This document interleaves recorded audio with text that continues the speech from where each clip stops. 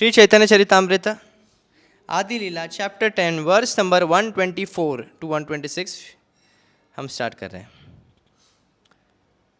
श्री चैतन्य महाप्रभु का भक्तिमय जो वृक्ष है उसके टहनियों के बारे में हम सुन रहे थे। टोटल कितने टहनियाँ अभी तक बताए थे? 90 अराउंड 90। फिर इसके बाद अभी कुछ मुख्य भक्त हैं जो जगन्नाथपुरी में महाप्रभु के साथ रहे हैं, उनके बारे में हम सुन रहे हैं। नीलाचले प्रभु संगे याता भक्त गणा सबार अध्यक्ष प्रभुर मर्म दुई जना परमानंद पुरी यार स्वरूप दामोदर गदाधर जगदानंद शंकर वक्रेश्वर दामोदर पंडित ठाकुर हरिदास रघुनाथ वैद्य आर रघुनाथ दास।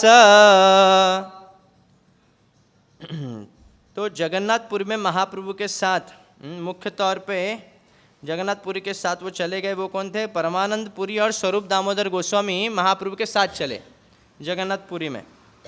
और बाकी जो भक्त कौन कौन है वहाँ पे?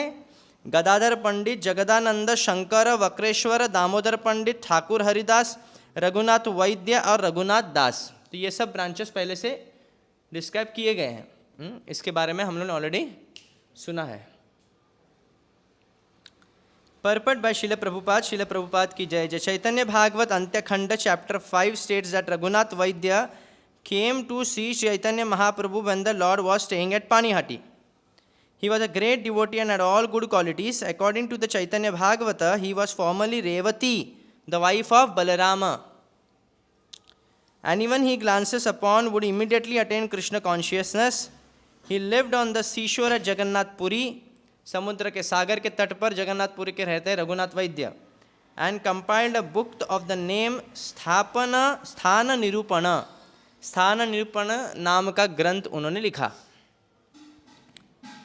इत्यादि का पूर्व संगी बड़ भक्त गण नीलाचले रही करे प्रभुर सेवना।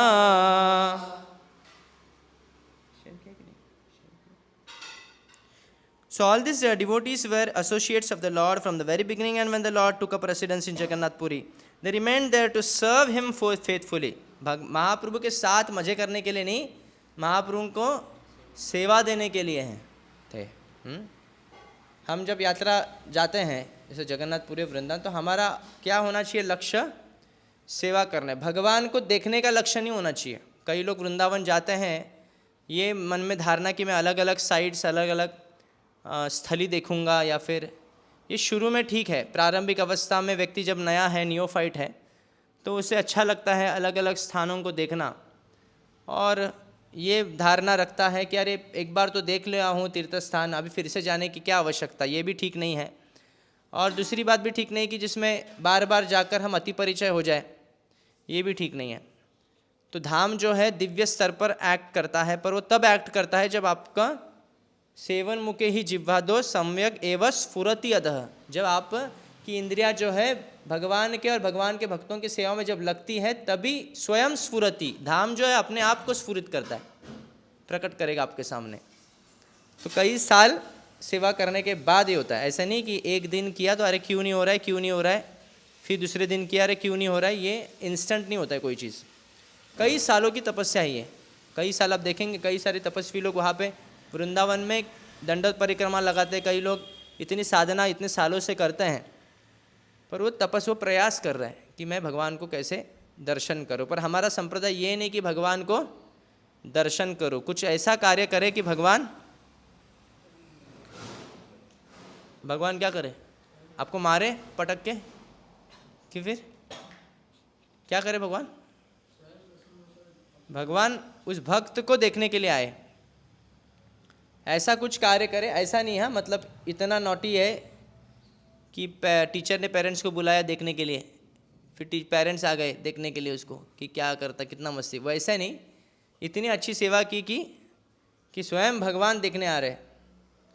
जैसे मान लीजिए कोई गुरु है और गुरु क्लास दे रहे हैं, तो सभी लोग उनको देख रहे हैं, देख के सुन रहे, तो ये अच्छी बात है, कोई प्रॉब्लम नहीं। जो गुरु को देखने मात्र से व्यक्ति शुद्ध होता है, पर गुरु जिसके ऊपर खास देखते हैं, विशेष देखते हैं, जिस ध्यान जाता है, तो ये ज़्यादा आकर्षित करता है कि ये ज़्यादा बेटर है, या गुरु को देखना ज़्यादा बेटर है, या गुरु हमको देखना ज़्यादा बेटर है, क्या लगता है? हाँ, इधर क्या दिखता है फिर? इधर देखो ना।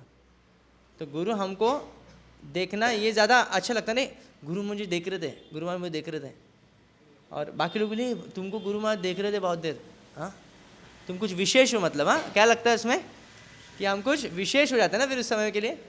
उसी प्रकार ज़्यादा बेहतर तब है जब भगवान हमको देखने आए, भगवान ऐसे कुछ सेवा करें। इसलिए हम सेवा इसके लिए नहीं करते कि किसी काउंसिलर को प्लीज़ करने के लिए, या फिर कोई मैनेजमेंट को प्लीज़ करने के लिए, या फिर एक्चुअल किसको प्लीज़ करना चाहते हैं हम? गुरु को प्लीज़ करना चाहते हैं और भगवान को प्लीज़ करना एक्चुअली चाहते हैं, हम भगवान को प्लीज़ करना चाहते हैं। तो भगवान ये नहीं देखते, आपका शो नहीं देखते, भगवान आपकी प्यूरिटी को, शुद्धता को पकड़ते हैं। आप भले आपको कोई रिकग्नाइज़ ना करे, कई सालों तक आप सेवा कर रहे हैं पर कोई अप्रिशिएट नहीं कर रहा है, कोई रिकग्नाइज़ नहीं कर रहा है, पर भगवान परमात्मा रूप में आपको देख रहे हैं कि इसके मन में क्या है, तो भगवान अप्रिशिएट करते हैं। कोलावेती श्रीधर को कोई जानता था क्या? जब पूछा कोलावेती श्रीधर को बुलाओ, श्रीधर को बुलाओ, सब पूछ रहे कौन श्रीधर है, कौन श्रीधर है, समझ में नहीं आया उनको, पर महाप्रभु जानते थे। क्योंकि क्या है, 50% ना, 50% क्या कर रहा है, गंगा सेवा में लगा रहा है, जो कुछ बचा तुचा है वो भी महाप्रभु को दे रहा है।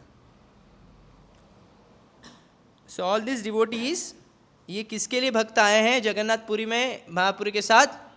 महाप्रभु की सेवा करने के लिए, मेवा खाने के लिए नहीं कि महाप्रसाद मिलेगा, वहाँ से डायरेक्ट महाप्रभु का कनेक्शन है अंदर, डायरेक्ट महाप्रसाद का प्लेट मिलेगा और हम लोग खाएंगे।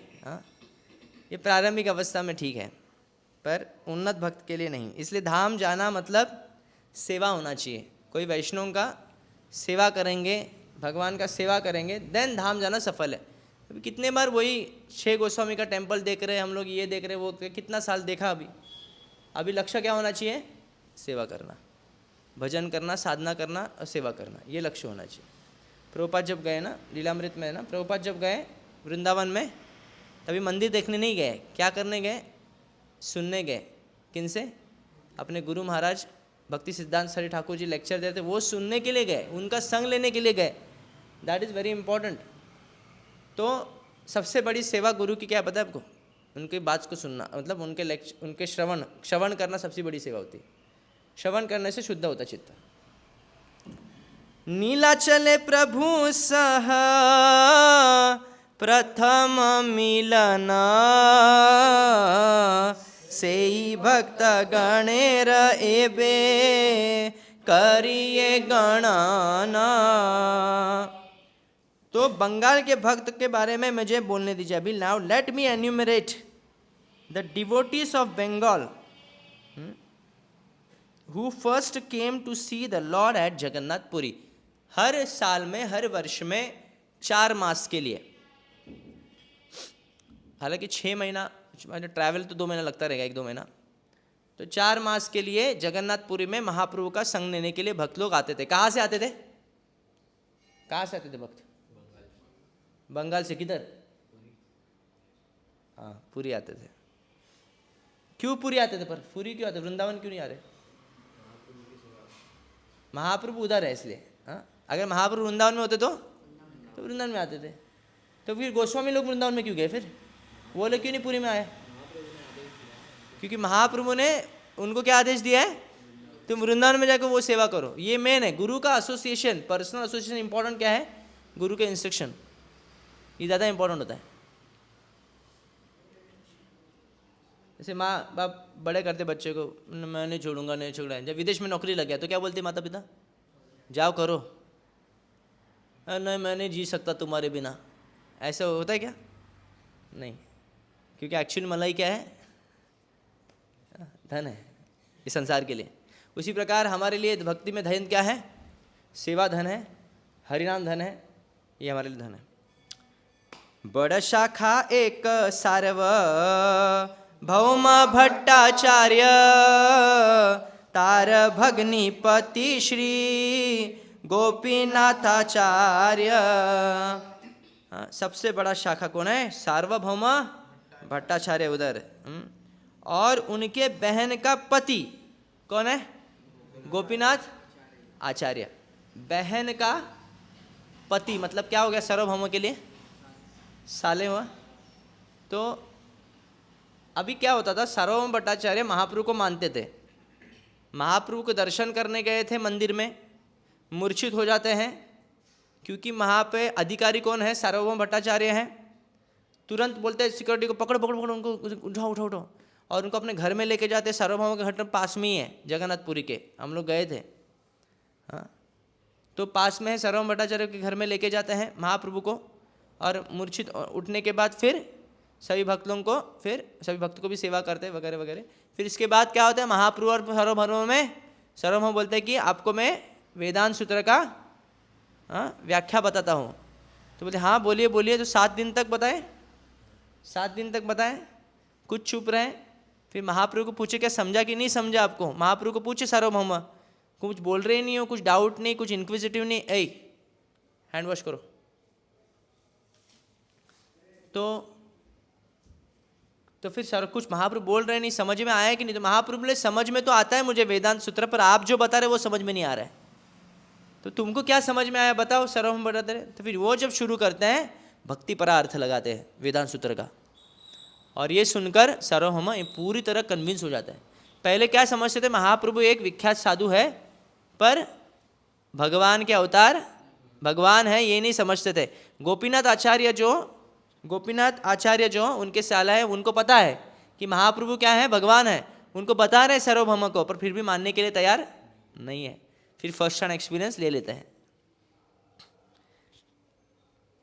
Purport by Srila Prabhupada. The original name of Sarvabhauma Bhattacharya was Vasudeva Bhattacharya. His place of birth, which is known as Vidyanagar, 2.5 miles away from Navadvipa railway station. Okay, Chandpahati railway station के। और उनके पिता का नाम क्या है? महेश्वर विशारद। सार्वभौम भट्टाचार्य बहुत न्याय शास्त्र में बहुत प्रवीण थे, न्याय शास्त्र विशारद थे वो। न्याय शास्त्र जिसे कहते हैं लॉजिक, ये लॉजिक नहीं, हम जो बोलते हैं वो लॉजिक नहीं, मतलब शास्त्रों के व्याकरणों के नियमों से वो किसी से तर्क कर सकते हैं, और फिलॉसफिकली तर्क कर किसी को हरा सकते हैं। ये लॉजिशियन होता है। मिथिला जो बिहार में है, उनके प्रोफेसर कौन थे? पक्षधर मिश्र, जिन्होंने कभी भी जो एक्सप्लेनेशन दे रहे हैं ना न्याय शास्त्र का, वो नोट्स लिखने दिया नहीं किसी को भी, क्योंकि नोट लिखने से क्या होगा? वो पढ़ा देगा किसी और को ना। पहले के टीचर तो कैसे हैं, नोट्स नहीं लिखने का, तुमको सुनना तो सुनो। पहले संगीत भी सिखाते थे ना, नोट्स नहीं, सिर्फ सुनना है, जो समझा सुना वो गाना है बस। सार्वभौम भट्टाचार्य इतने प्रतिभाशाली थे कि उन्होंने एक बार सुनने से एक्सप्लेनेशन को ग्रहण कर लिया। श्रुतिधर बोल सकते हैं आप। फिर नवद्वीप में जाने के बाद उन्होंने अपना स्कूल खोल दिया। होता है ना, कोई ट्यूशन में कोई व्यक्ति पढ़ जाता है और फिर अपना ट्यूशन खोल देता है वो, और इनका मार्केट वो खा लेता है। और मिथिला जाना लोग छोड़ दिए, किधर आ रहे? फिर सार्वभौम के पास आ रहे, नवद्वीप में सीखने के लिए।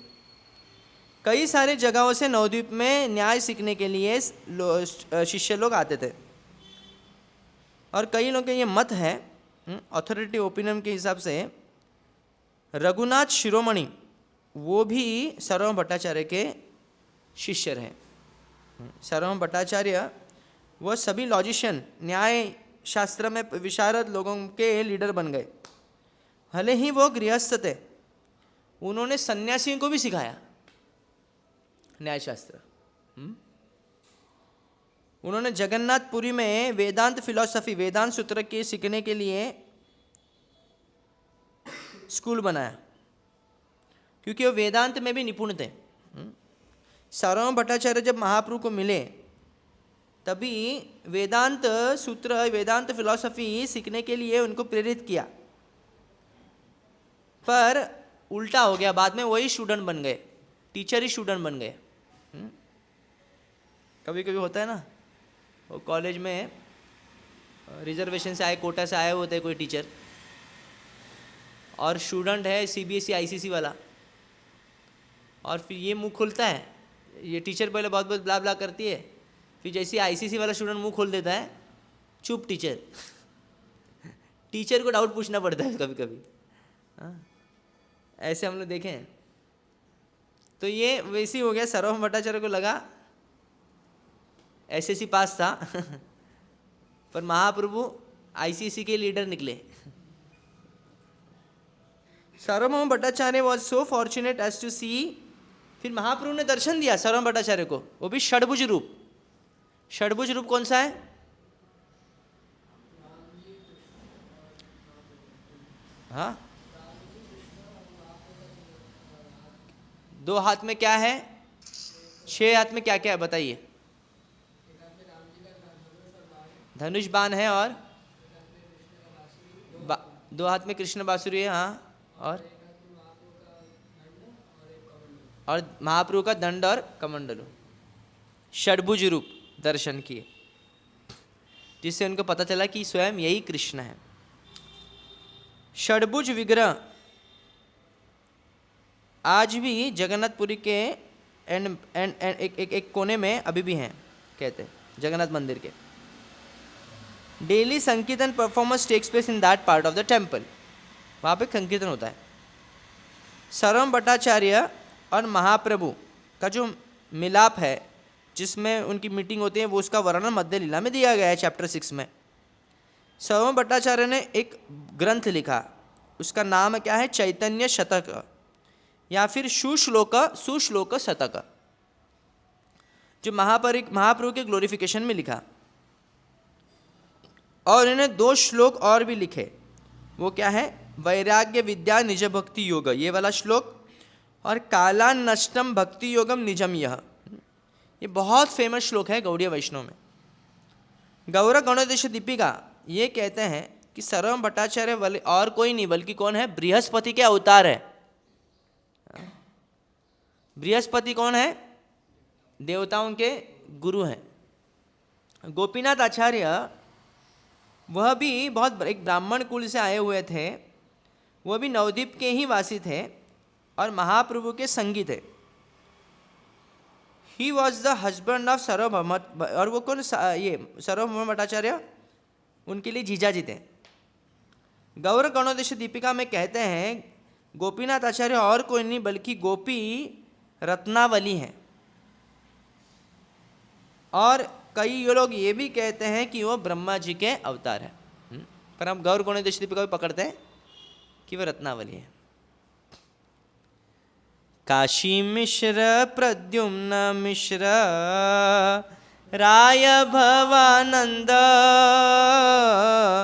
जहार मिलने प्रभु पाइला आनंद।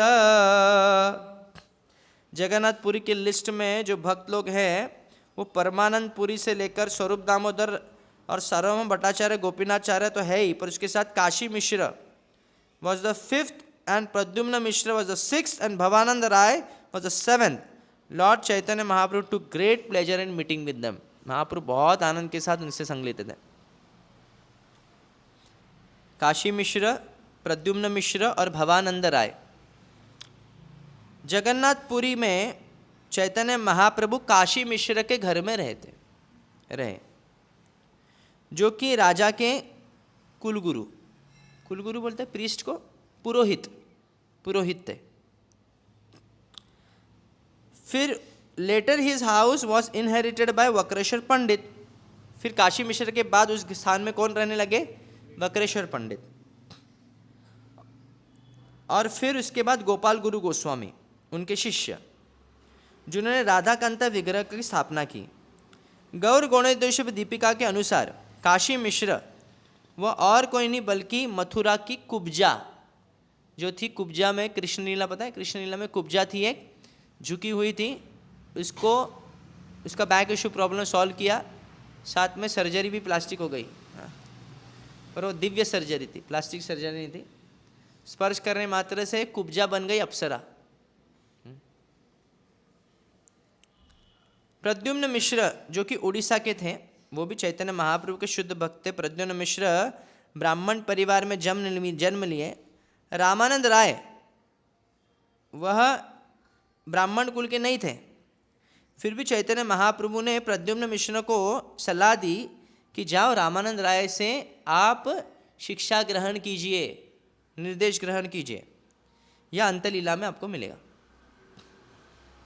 Bhavanand Ray was the father of Shri Ramanand Ray. Ramananda Ray बहुत विख्यात फिगर है। कहाँ पे मिलते पता है आपको रामानंद राय महाप्रभु को? कावेरी नदी के तट पे मिलते हैं आई गेस। नहीं, साउथ इंडिया में किधर तो मिलते हैं ना। रामानंद राय मिलते हैं साउथ इंडिया में किधर, और फिर उसके बाद वो फिर से रामानंद राय के बाद साथ संवाद होता है और बहुत कॉन्फिडेंशियल संवाद होता है। फिर इसके बाद रामानंद राय पुरी में भी आते हैं और महाप्रभु के साथ, खासकर महाप्रभु के अंतिम लीला में साक्षी रहते हैं।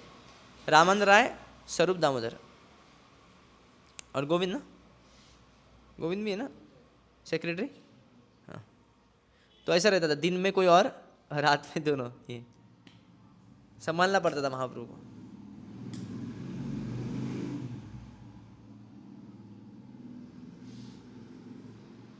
भवानंद राय रामानंद राय के पिता थे और अलालनाथ में रहते थे, जो कि 12 मील दूर है जगन्नाथपुरी से, पश्चिम जगन्नाथपुरी से।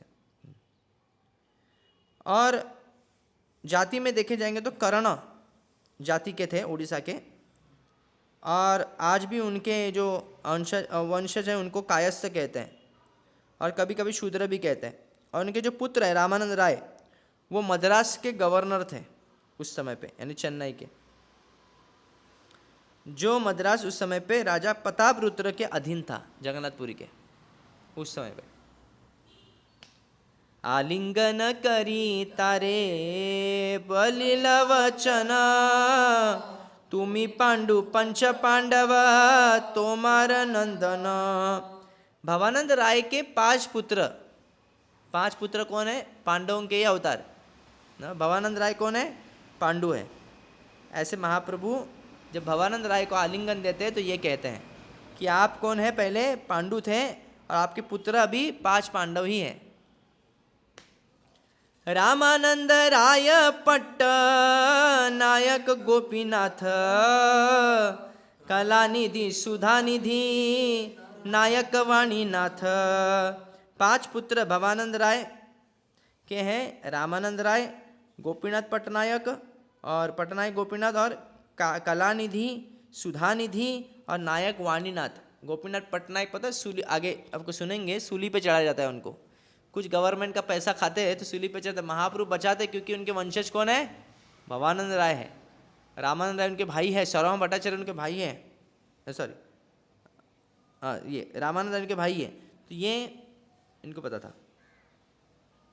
ए पंचपुत्र तुम्हारा मोर प्रिय पात्र, रामानंद सह मोर देह भेद मात्र।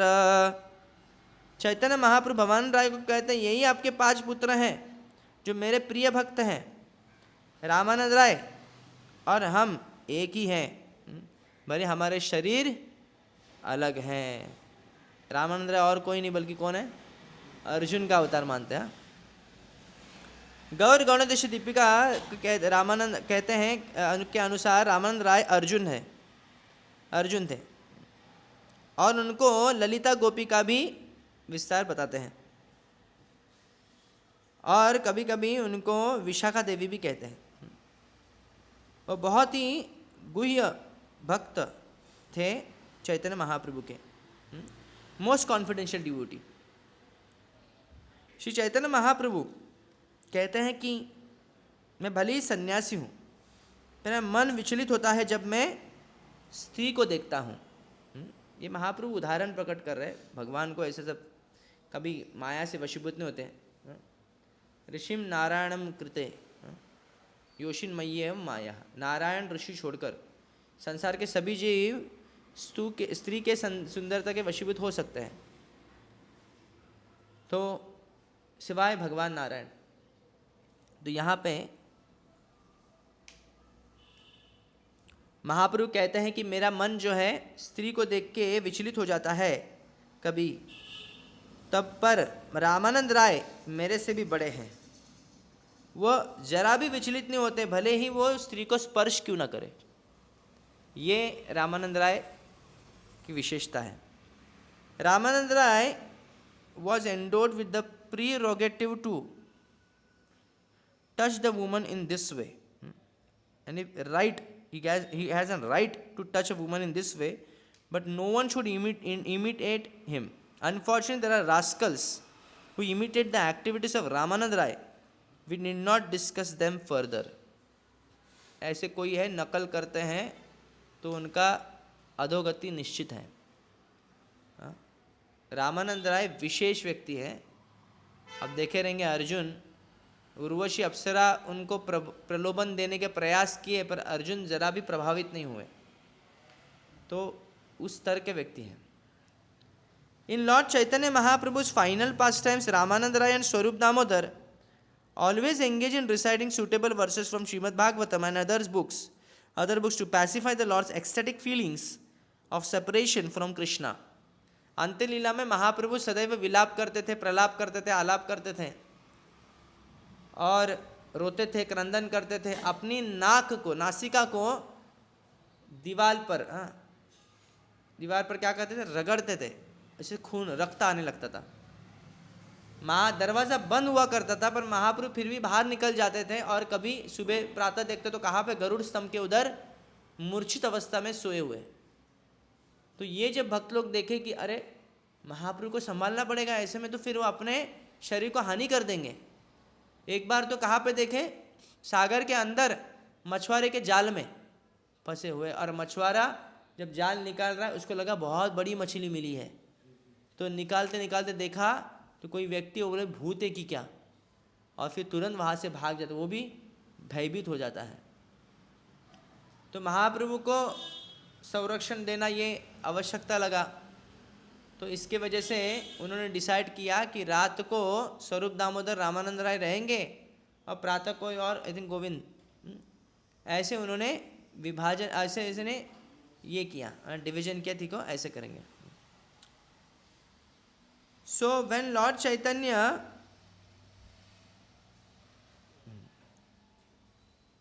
तो रामानंद राय और स्वरूप दामोदर जब हुआ करते हैं तभी उस समय पे क्या है, उस समय पे रामानंद राय क्या करते थे, जो श्रीमद् भागवतम के श्लोकों का उच्चारण खास करके रास पंचाध्याय का हो सकता है उनके वो श्लोक, और विरह रस का आस्वादन करने के लिए, रास पंचाध्याय तो नहीं आई गेस, जो विरह रस का आस्वादन करने के लिए भ्रमर गीत जैसे विरह लीला है, या फिर जब भगवान कृष्ण मथुरा छोड़कर जाते हैं तो गोपियों को जो आलाप विलाप है, फिर कुरुक्षेत्र में जब पुनर्मिलन की बात आती है तभी वहाँ का जो लीला है, तो वहाँ उसमें के जो श्लोक है इसका उच्चारण कौन करते थे, रामानंद राय करते थे। इससे क्या होता था, this is like a compliment. Mahaprabhu विरह रस व्यक्त कर रहे हैं और उसमें क्या हो रहा है, भागवत के विरह पास टाइम्स के बता रहे हैं, ये कॉम्प्लीमेंट करना। कोई बोल सकता क्यों उनके दुख बढ़ा रहे, और पर दुख में भी क्या है, सुख है। फिर आध्यात्मिक दुख में भी क्या होता है, सुख होता है। When Lord Chaitanya went to southern India, Sarvabhauma Bhattacharya advised, Sarvabhauma Bhattacharya कहे कि अब दक्षिण भारत की यात्रा करने जा रहे तो रामानंद राय से जरूर मिलना, कि उनके जैसा भक्त माधुरी, उनके जैसी माधुरी भक्ति के बारे में जानने वाला कोई और नहीं है। There was no devotee as advanced in understanding the conjugal love of Krishna and the gopis. भगवान कृष्ण और गोपियों का जो प्रेम के बारे में अगर जानना है तो रामानंद राय एक में पात्र हैं।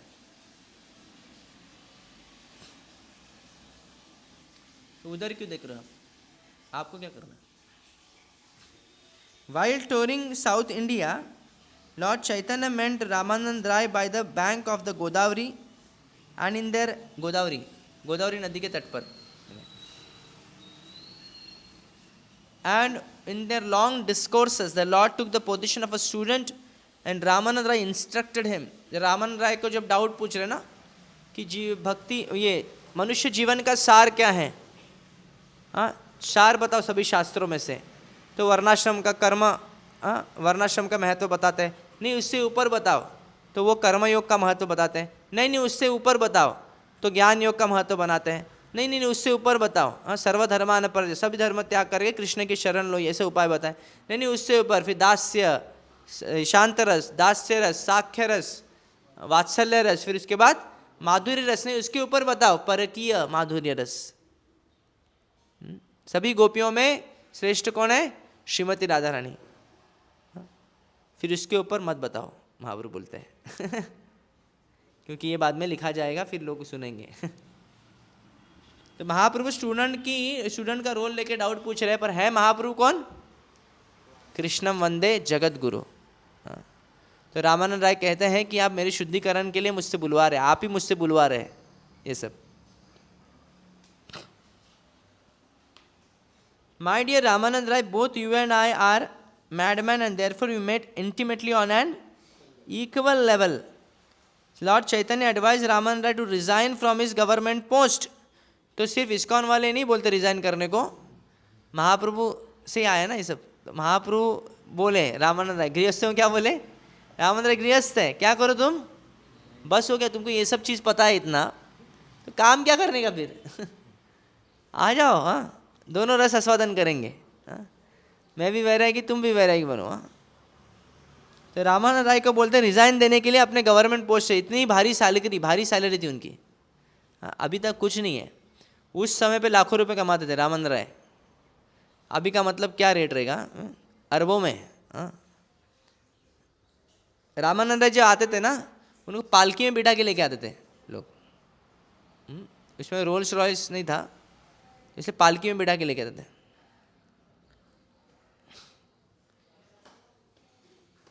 चैतन्य और उनको कहा रिजाइन करो गवर्नमेंट पोस्ट से, और जगन्नाथ, और कभी कहाँ पे जॉब करूँ? आ जाओ जगन्नाथपुरी में। बोले किसके साथ जॉब करूँ? मेरे साथ। जॉब क्या है? कृष्ण नाम, कृष्ण काम और कृष्ण धाम, यही जॉब है। Although Sri Chaitanya Mahaprabhu refused to see Maharaj Pratap Rudra because he was a king, तो राजा प्रताप रुद्र से नहीं मिल रहे थे। चैतन्य महाप्रभु बोल रहे थे मैं राजाओं से नहीं मिलता, जो स्त्री भोगी, जो स्त्री से आसक्त और ऐश्वर्य से आसक्त रहता है, मैं उनसे नहीं मिलता। और सन्यासी ये आदर्श दिखाते कि सन्यासी को नहीं मिलना चाहिए। स्त्री संगी ज़्यादा डेंजरस होता है, स्त्री से भी ज़्यादा अधिक डेंजरस वो व्यक्ति होता है जो स्त्री का संग करने वाला व्यक्ति है। सन्यासी तो दूर ही रहेंगे यूजुअली स्त्री से, क्योंकि समाज भी ऐसा है। पर जब कोई ऐसा व्यक्ति उनको मिल जाता है जो स्त्री से अटैचमेंट है, फिर वो सन्यासी को भी भटका सकता है। तो इसके वजह से स्त्री संगी, उसका एक संग नहीं करना है। और जो ऐश्वर्य में रहता है, तो ये राजा तो है ही, कई सारे रानियाँ होती हैं और बहुत ऐश्वर्य में भी रहता है, तो हम राजा से संग नहीं करेंगे, महाप्रभु कह रहे हैं, ये आदर्श दिखा रहे हैं। तो रामानंद राय ये तो राजा प्रताप रुद्र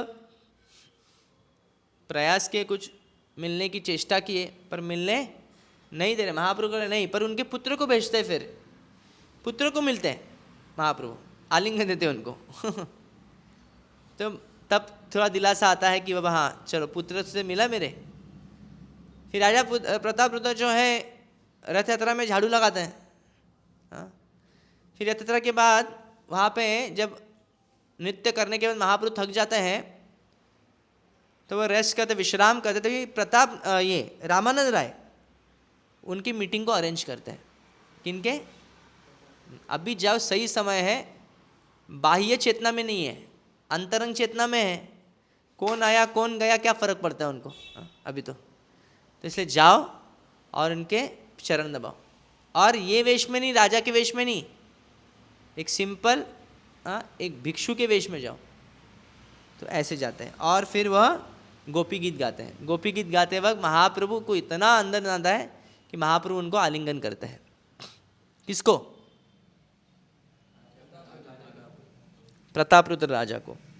यह मध्य लीला में आपको मिलेगा। Ramananda Ray was present during the water sports of the lord after the Rath Yatra festival. रथ यात्रा के बाद वो जल में क्रीड़ा करते थे सभी लोग। लॉर्ड श्री चैतन्य महाप्रभु ने रामानंद राय और सनातन गोस्वामी को वैराग्य में समान बताया है। हालांकि रामानंद राय गृहस्थ थे, गवर्नमेंट सर्विस में थे, और सनातन गोस्वामी एक सन्यासी थे जो पूरी तरह विरक्त थे, पर फिर भी वह दोनों भी भगवान के सेवक हैं। उन्होंने कृष्ण को अपने मध्य रखते हुए, Krishna is the centre of all the activities. Shri Ramanand Ray is one of the 3.5 personalities with whom Chaitanya Mahaprabhu discussed the most confidential topics of Krishna consciousness। 3.5 लोग थे जो महाप्रभु निकट के लीला, एकदम गुह्य लीलाएं से आस्वादन करते थे। उनमें से एक कौन है? रामानंद राय है। अभी 3.5 क्यों बोला है? हो सकता है ज़्यादा, मतलब किसी को ज़्यादा रिवील किया है, किसी को कम रिवील किया, हो सकता है ऐसे।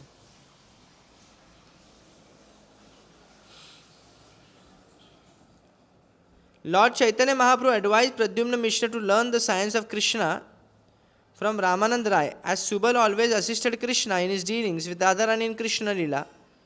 So Ramanand Rai assisted Lord Chaitanya Mahaprabhu in his feeling of separation from Krishna. Sri Ramanand Rai was the author of the Jagannath Vallabh नाटक।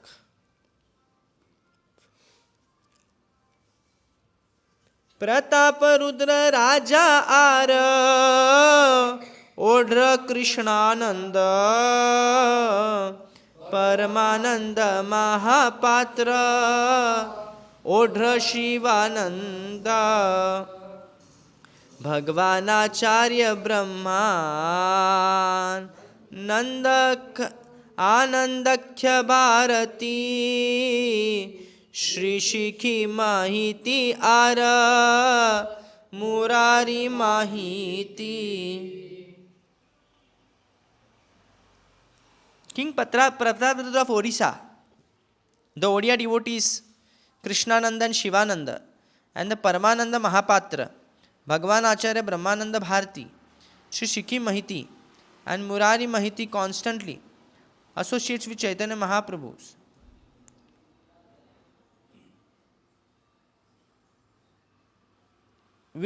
He resided in Jagannath Puri.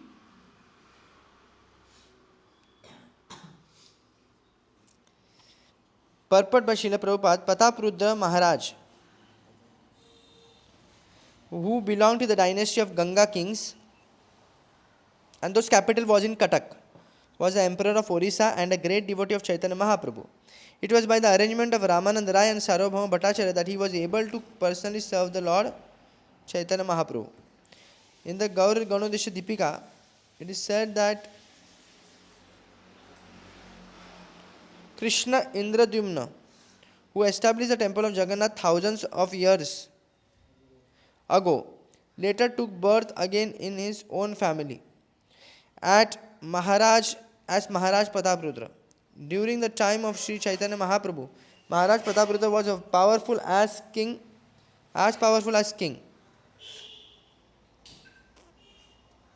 The drama named Chaitanya Chandrodaya was written under his direction. In Chaitanya Bhagavat Antakhanda chapter 5, Paramananda Mahapatra is described as follows.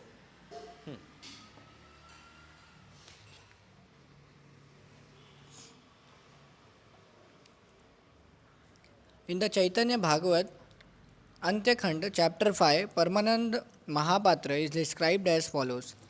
Paramananda Mahapatra was among the devotees who took birth in Odisha and accepted Chaitanya Mahaprabhu as their only asset.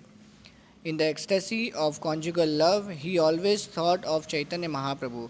Bhagavan Acharya, a very learned scholar, was formerly an inhabitant of Halishahara, but he left everything to live with Chaitanya Mahaprabhu in Jagannath Puri. His relationship with Chaitanya Mahaprabhu was friendly, like that of a cowherd boy. He was always friendly to Swarup Gosai, but he was staunchly devoted to the lotus feet of Lord Chaitanya Mahaprabhu. He sometimes invited Chaitanya Mahaprabhu to his house. Bhagwan Acharya was very liberal and simple. His father Satanand Khan was completely materialistic, and his younger brother Gopal Bhattacharya was a staunch Mayavadi philosopher who had studied very elaborately.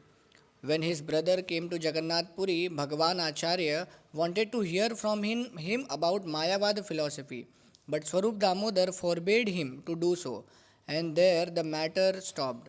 Once a friend of Bhagwan Acharya's from Bengal wanted to recite a drama that he had written that was against the principles of devotional service. Although Bhagwan Acharya wanted to recite this drama before Lord Chaitanya Mahaprabhu, Swarup Damodar, the Lord's secretary, did not allow him to do so. Later, Swarup Damodar pointed out the drama's many mistakes and its disagreements with the conclusion of devotional service, and the author became aware of the faults in his writing and then surrendered to Swarup Damodar, begging his mercy. This is described in the Ante chapter of Chaitanya Charitamrita.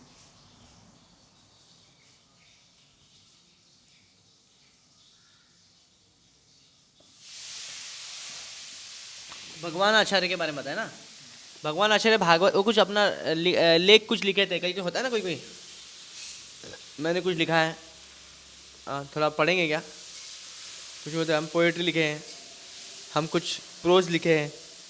मैं कृष्ण का ना कृष्ण का painting बनाया है, या फिर मैं कृष्ण का, ठीक है नया नया व्यक्ति है उसको, ठीक है, पर ये ऑथराइज नहीं है। जब तक आपको कोई आचार्य प्रेरित नहीं करते आप कोई एक्चुअली लिखना नहीं चाहिए। हम 4 गुणों से अवगुण से बंधे हुए हैं। क्या 4 अवगुण? हर मनुष्य में 4 अवगुण क्या है? दोष क्या है? अपूर्ण इंद्रिया,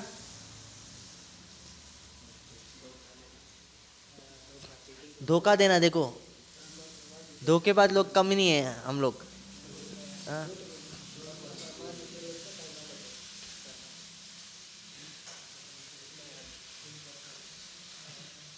हिंदी में बोलो फटाफट।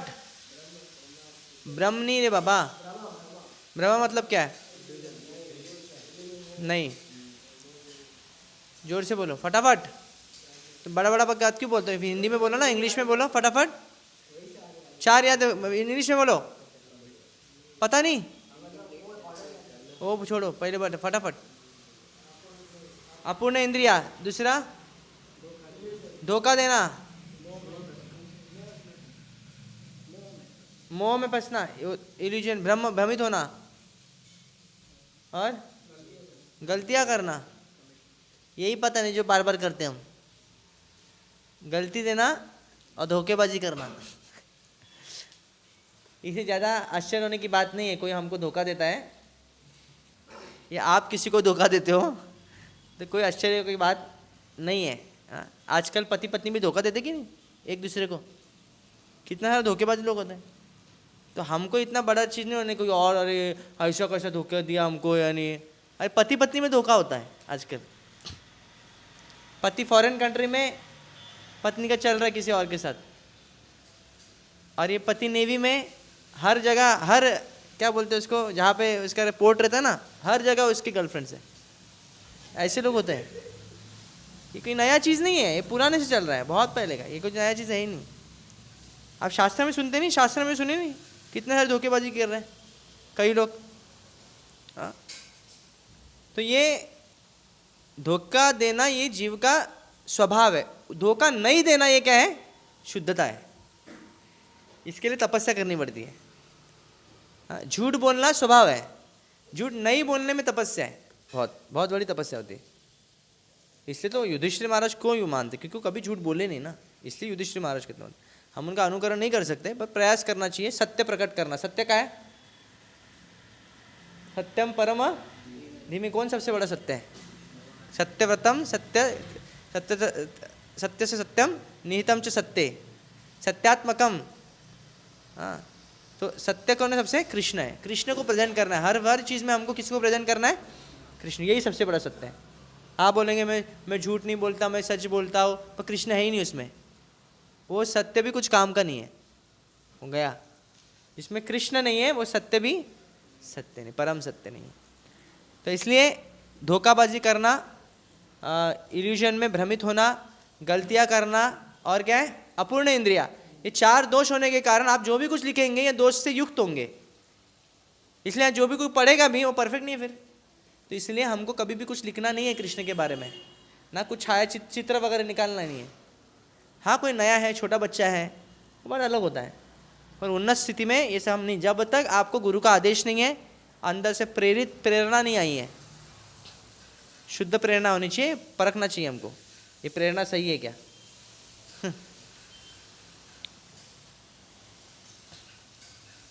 तो भगवान आचार्य, राइट, वो कुछ लिख लिए।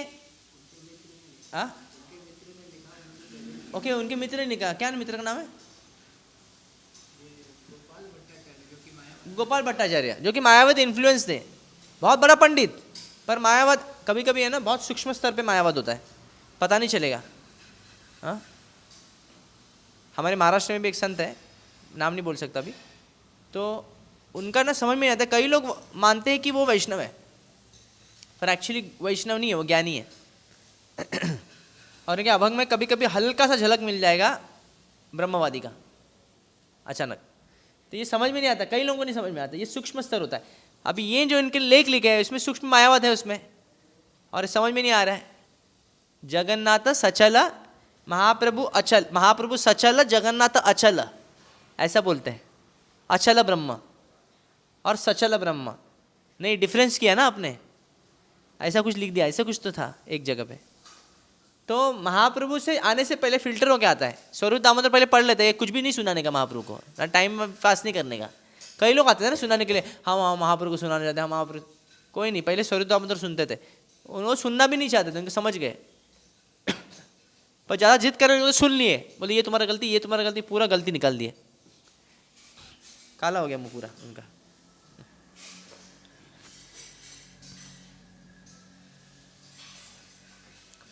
In the Gaur Ganodesha Deepika 189, it is said that Sikhi Mahiti was formerly an assistant of Srimati Radharani named Rag Lekha. His sister Madhavi was also an assistant of Srimati Radharani and was named Keli. Sikhi Mahiti, Madhavi and their brother Murari Mahiti were all unalloyed devotees of Sri Chaitanya Mahaprabhu, who could not forget him for a moment of their life.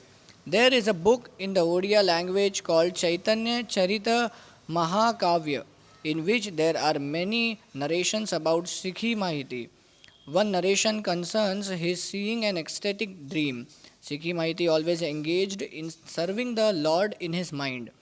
One night, while he was rendering such service, he fell asleep, and while he was asleep, his brother and sister came to awaken him. At that time, he was in full ecstasy because he was having a wonderful dream that Lord Chaitanya, while visiting the temple of Jagannath, was entering and again coming out of the body of Jagannath and looking at the Jagannath deity. Thus, as soon as he awakened, he embraced his brother and sister and informed them, "My dear brother and sister, I have had a wonderful dream that I shall now explain to you. The activities of Lord Chaitanya Mahaprabhu, the son of Mother Sachi, are certainly most wonderful. I saw that Lord Chaitanya Mahaprabhu, while visiting the temple of Jagannath, was entering the body of Jagannath and again coming out of his body. I am still seeing the same dream. Do you think I have become deranged? I am still seeing the same dream. And the most wonderful thing is that as soon as I came near Chaitanya Mahaprabhu, he embraced me with his long arms." As Sikhi Mahiti spoke to his brother and sister in this way, his voice faltered and there was a tears in his eyes. Thus the brothers and sisters went to the temple of Jagannath, and there they saw Chaitanya Mahaprabhu, Lord Chaitanya, in the Jagamohan Kirtana hall, looking at the beauty of Sri Jagannath deity, just as in Sikhi Mahiti's dream. The Lord was so magnanimous that he immediately embraced Sikhi Mahiti, exclaiming, "You are the elder brother of Murari." Being thus embraced, Sikhi Mahiti felt ecstatic transcendental bliss. Thus, he and his brother and sister always engaged in rendering service to the Lord. Murari Mahiti, the younger brother of Sikhi Mahiti, is described in the Madhya Lila, chapter 10, verse 44. तो ये शिकी महिती का लीला है, इसमें वो जगन्नाथ सब स्वप्न में, शिकी महिती का लीला जिसमें जगन्नाथ का दर्शन और महाप्रभु और जगन्नाथ एक ही है। पहले वो डाउट कर रहे थे, फिर बाद में उनको सपने में क्या दिखा, उनकी बहन बोल रही है फिर भी डाउट कर रहे हैं, तो उनको सपने में स्वयं महाप्रभु दिखाए कि वो और जगन्नाथ एक ही है। तो ये stop here. Thank you so much. Srila Prabhupada की जय।